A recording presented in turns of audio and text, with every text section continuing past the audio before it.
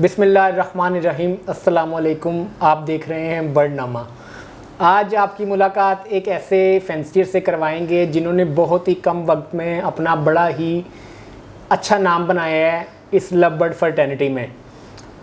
बड़ा यंग, बड़ा एनर्जेटिक, बड़ा हैंडसम, और मेरा तो उससे वैसे भी जो है वो बड़ा एक मजाक वाला जो है वो उससे छोटे भाइयों की तरह है मेरे। बहुत जल्दी इसने जेनेटिक्स के बारे में, लव बर्ड की ब्रीडिंग के बारे में बड़ी जल्दी सीखा है। ये बहुत उन कम फैंसियर्स में से है जिन्होंने बहुत थोड़े टाइम में बहुत ज़्यादा सीखा है। तो आइए आपकी मुलाकात करवाते हैं द वन एंड ओनली वजाहत मुनव्वर जी। अस्सलाम वालेकुम वजाहत। वालेकुम अस्सलाम। कैसे हैं आप? अल्हम्दुलिल्लाह जी, बिल्कुल ठीक। कैसा शौक जा रहा है? बिल्कुल बेहतरीन, ज़बरदस्त। अच्छा, ये जैसे मैंने इंट्रो में कहा कि आपने बड़ी कम टाइम में बड़ा कुछ सीखा है, तो आप ये बताएं कि कितनी देर से आप ये लव बर्ड का शौक़ कर रहे हैं? कितनी देर हुई है आपको इस फैंसी में आए हुए? देखें, काफ़ी लोग तो समझते हैं कि जी मैं बड़ा पुराना हूँ और काफ़ी सालों से हूँ मैं, तो शौक़ तो काफ़ी देर से चल रहा है हर चीज़ का। बहुत से जानवर रखे, उनको ख़त्म कर दिया, फिर रखे। लेकिन अगर मैं स्पेसिफ़िकली लव बर्ड्स की बात करूँ तो वो लव बर्ड जो है मैं पिछले 3.5 साल से ब्रीड करवा रहा हूँ। माशाल्लाह माशाल्लाह, ये तो बहुत ही कम अरसा है। और लोग इसीलिए ज़्यादा समझते होंगे कि आप पुराने हैं, क्योंकि माशाल्लाह आपका एक अच्छा नाम है इस फर्टर्निटी में, अच्छा काम कर रहे हैं, नॉलेज आपने गेन की है। तो ये कैसे आपको शौक़ हुआ लव बर्ड्स में? आप पर्टिकुलरली आप लव बर्ड में क्यों आए? देखिए, बात इस तरह से है कि मैंने उससे लव बर्ड से पहले मैंने बड़े बर्ड्स रखे। अच्छा। जिसके अंदर रिंगनेक, सन कन्योर और रा थे। तो उन्होंने कुछ ख़ास अच्छी मेरे पास ब्रीड नहीं की।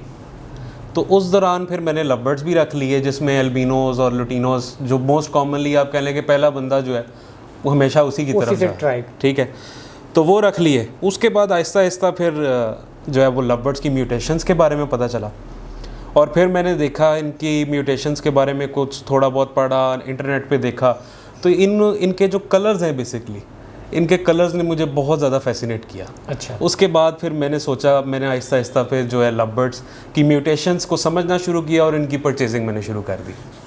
तो जैसे हर फील्ड में कोई ना कोई आइडियल होता है जिसको देख के बंदा जो है वो कोई चीज़ स्टार्ट करता है। अगर क्रिकेट है तो उसमें इमरान खान या वसीम अकरम, शुएब अख्तर, लाखों करोड़ों फास्ट बॉलर्स के जो हैं वो आइडियल होंगे।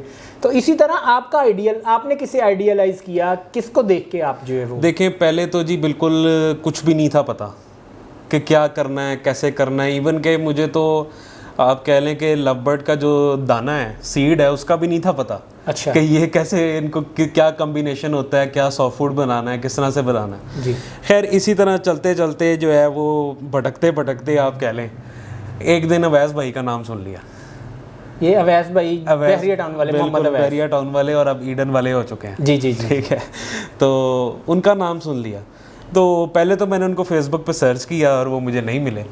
एक दिन उनकी प्रोफाइल मुझे मिल गई और मैंने उनसे रब्ता किया, तो उन्होंने फिर जो है वो रिप्लाई भी कर दिया। तो बड़े मुझे हम्बल लगे, और फिर मैंने उनसे जाके मुलाकात की, और मुलाकात करने के बाद फिर उसके बाद मुझे उन्होंने जो है बड़े अच्छे तरीके से गाइड की चीज़ें बिल्कुल स्टार्ट में, और फिर आहिस्ता आहिस्ता मैंने उन्हीं से जो है लव बर्ड्स की जो है वो परचेजिंग शुरू की।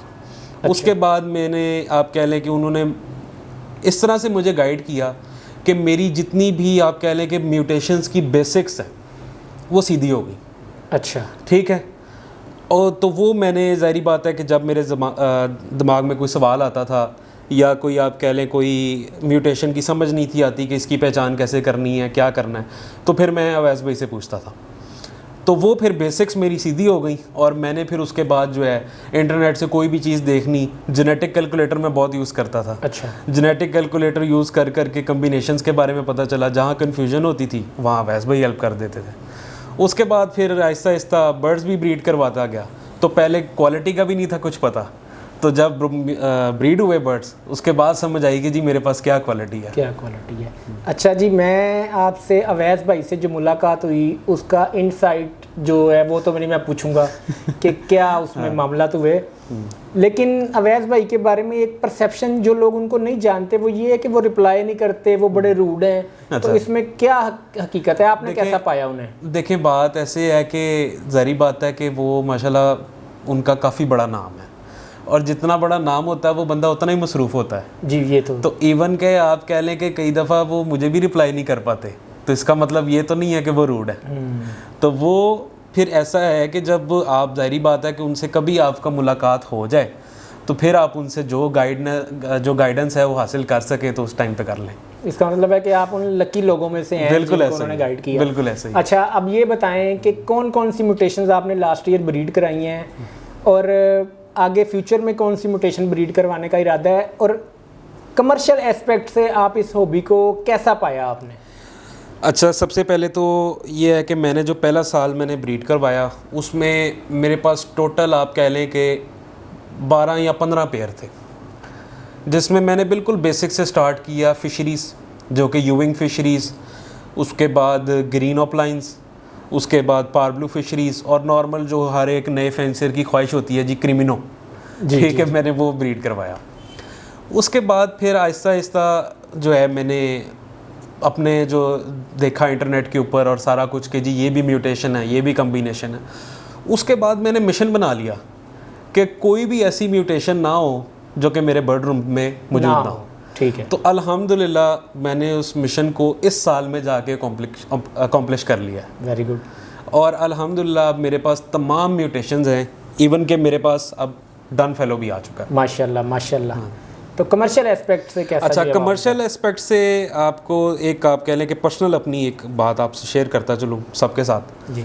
वो ये है कि मैंने जैसे लॉ ग्रेजुएट किया, सबको पता है, ठीक है, और लॉ ग्रेजुएट करने के बाद मैंने अल्हम्दुलिल्लाह उसको अच्छे नंबर से पास भी किया, मैंने लाइसेंस भी हासिल कर लिया, लेकिन मैं फिर भी लॉ प्रैक्टिस नहीं कर रहा। अच्छा, ठीक है, ये मेरा शौक़ भी है और मेरा बिज़नेस भी है। अल्हम्दुलिल्लाह मैं इससे ही अर्न करता हूँ और इससे ही अपने तमाम ख़र्चे चलाता हूँ। तो मेरा ख़्याल है कि सबके लिए इतना जानना काफ़ी होगा कि मैं इसको एज़ अपना लाइवलीहुड लेकर चल रहा हूँ साथ अपना, कि लव बर्ड्स का जो कमर्शियल एस्पेक्ट से अगर आप देखें तो ये इतना अच्छा बिज़नेस है। ठीक है।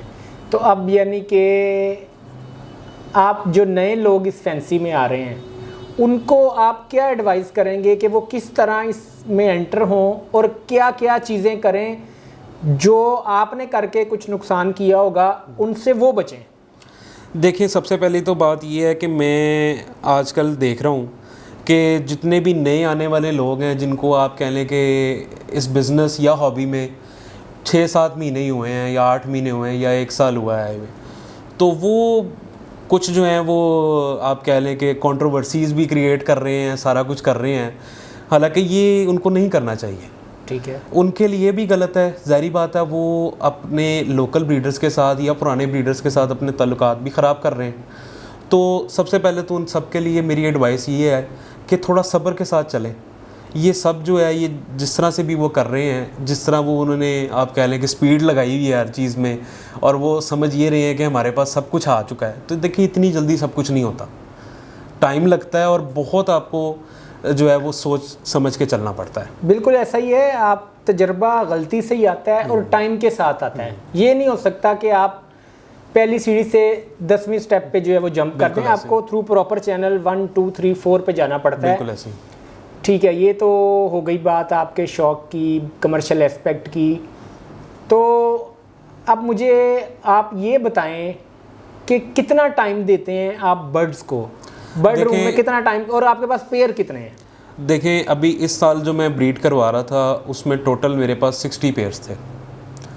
तो एकदम आप कह लें कि 12-15 पेयर से जंप करना 60 पेयर्स पे, तो सीज़न का स्टार्ट तो मेरे लिए बहुत ज़्यादा चैलेंजिंग था। एकदम सबको मैनेज करना, याद रखना कि किस बॉक्स में क्या चल रहा है, मेरे लिए बहुत चैलेंजिंग था। लेकिन उसके बाद कह लें कि जब मैंने कुछ प्रॉब्लम्स फेस की जिस वजह से कि आप कह लें कि मेरी ब्रीड अच्छी नहीं आई पहले क्लच में, उसके बाद मैंने जो है वो अटेंशन पूरी दी मैंने अपने बर्ड रूम को। ब्रीड क्यों नहीं अच्छी आई, मैं एग्स को नहीं चेक कर रहा था, मैं बॉक्सेस को चेक नहीं कर रहा था। छोटे बच्चे जो थे वो बड़े बच्चे के नीचे आके मर जाते थे, मतलब कि जो घुट के मर जाते हैं। तो इस तरह की चीज़ें मैंने फ़ेस की। उसके बाद सेकंड क्लच से अल्हम्दुलिल्लाह मैंने जो है वो पूरी अटेंशन दी बर्ड रूम को, और उसके बाद जो है मैंने अच्छा नंबर जो है वो चिक्स का ब्रीड करवाया। तो अब ये लोग जो नॉर्मली कहते हैं जी दिन में आधा घंटा दें ब्रीडिंग सीजन के दौरान भी, तो मेरा ख्याल है, मेरी आपकी बातों से ये अंदाज़ा लगाया कि वो ठीक नहीं है। जब तक आप इन्हें पूरा टाइम नहीं देंगे, ऑब्जर्व नहीं करेंगे, आप इनसे डिज़ायर्ड रिजल्ट नहीं ले सकते। बिल्कुल ऐसे ही। देखें, मैं समझता हूँ कि अगर आपने इसको नंबर ऑफ़ पेयर्स के साथ लेके चलना है इस काम को, मतलब आप कह लें कि अबव 20 या 50, 60, 100, जितने भी आप जितना जगह के हिसाब से, तो मेरा ख्याल है कि ये फुल टाइम जॉब है। ठीक है, आपको हर चीज़ रिस्पॉन्सिबिलिटी के साथ टाइम पे करनी है। अब मेरी जो रूटीन थी कि मैं सुबह उठता था तकरीबन 8-9 बजे, उसके बाद मैं इनको सॉफ्ट फूड डालता था। सॉफ्ट फूड डालने के बाद इनके मैं जो है 12-1 बजे जो है बॉक्सेस चेक करता था सबके। उसके बाद फिर मेरे पास शाम तक जो है वो फ्री टाइम है। उस दौरान मैंने इनकी कुछ सफाई करनी है या जो भी करना, सारा काम मैं खुद कर रहा था। ठीक है। तो उसके बाद फिर शाम के टाइम मैं इनके सॉफ्ट फूड वाले पॉट्स निकाल के साफ़ करता था। उसके बाद पानी चेंज होता था इनका। पानी चेंज करने के बाद रात को मैं फिर दोबारा बॉक्सेस चेक करता। देखें जी, बॉक्सेस अब चेक करने का बार बार सुबह या शाम क्या मकसद है? आपने एग्स को बार बार चेक करना है। आपके अक्सर लोग कंप्लेन करते हैं कि जी एग्स को बार बार पकड़ने से जो है वो ख़राब हो सकते हैं या डेड इन शेल हो सकते हैं। मैं कहता हूँ अगर आप एग्स को चेक कर लें, ठीक है, तो वो ठीक रहते हैं। उसको आपने चेक कैसे करना है कि अगर उनको कोई बीठे लगी हुई हैं या किसी तरीके से वो गंदे हुए हैं, तो उनको आप किसी टिश्यू पेपर से गीला करके हल्का सा पानी, रूम टेम्परेचर वाला पानी लगा के उसको साफ़ करके आप दोबारा रख दें, तो मेरा ख्याल है कि वो बिल्कुल एग जो है वो फ्रेश हो जाता है। देखें, उसमें एग में जो है वो किसी भी किस्म का जो बैक्टीरिया उसके इर्द गिर्द लगा हुआ है या जो बीठे लगी हैं वो साफ़ हो सकता है। अच्छा वजाहत, एंड में आप ये बताएं कि आपका क्या टारगेट है कमिंग सीजन में, कौन कौन सी म्यूटेशंस आप ब्रीड करवाएंगे, और सबसे ज़रूरी सवाल जो नए फैंसियर जानना चाहते हैं, कोई अच्छा बर्ड फैंसियर अपने बर्ड रूम में ड्यूरिंग द ब्रीडिंग सीजन, क्योंकि वो आपका सबसे इंपॉर्टेंट टाइम होता है जहां से आपने ब्रीड लेनी होती है, उसमें कौन कौन से मल्टीविटामिन आप यूज़ करेंगे कमिंग सीजन में? देखें, सबसे पहले तो मैंने आपको जैसे बताया कि मेरे पास तमाम म्यूटेशंस हैं अल्हम्दुलिल्लाह, माशाल्लाह, और मैंने उन तमाम म्यूटेशंस को ही ब्रीड करवाना है इंशाल्लाह। तो ज़ाहिर बात है उनके डिफरेंट कम्बिनेशंस हैं जो कि सभी उस पर वर्किंग कर रहे हैं, तो सेम मैं भी इंशाल्लाह ताला उस पर ही वर्किंग करूँगा। और बाकी जो मल्टीविटामिन्स की जहाँ तक बात है, तो वो हर साल चेंज होते हैं। जी बिल्कुल, ऐसे ही ठीक है, चेंज होते हैं। उसमें आप कह लें कि मैंने लास्ट ईयर मैंने प्राइम विटामिन्स यूज़ किए हैं। ठीक है, तो इस साल मैं अभी सोच रहा हूँ कि मैं शायद कोई नेक्टॉन यूज़ कर लूँ, या एक वो वम्बारू कंपनी आएगा उसका मल्टीविटामिन भी और प्रोटीन भी है उसकी। बिल्कुल ऐसा ही है। तो इस तरह मुख्तलिफ ऑप्शंस मौजूद हैं। वीटा फार्म है, ये प्राइम है, उसके बाद नेक्टॉन है, ये तमाम ऑप्शंस आपके पास मौजूद हैं। ये सारे ही अच्छे हैं। उसके बाद वो वर्सलेलागा भी है, तो सारे ही अच्छे विटामिन्स हैं कि आप कोई भी यूज़ कर सकते हैं। अच्छा, आप लास्टली ये बताएं कि जैसे शो स्टैंडर्ड्स वाले बर्ड लोग ब्रीड करवा रहे हैं, तो क्या आपने भी कोई अपनी पेयरिंग इस तरह की है कि आउट ऑफ 60 कोई 4-5 पेयर आप इस तरह के ब्रीड करवा रहे हैं जिनकी ब्रीड को आपने सिर्फ शो पर्पज़ के लिए ब्रीड करवाना है?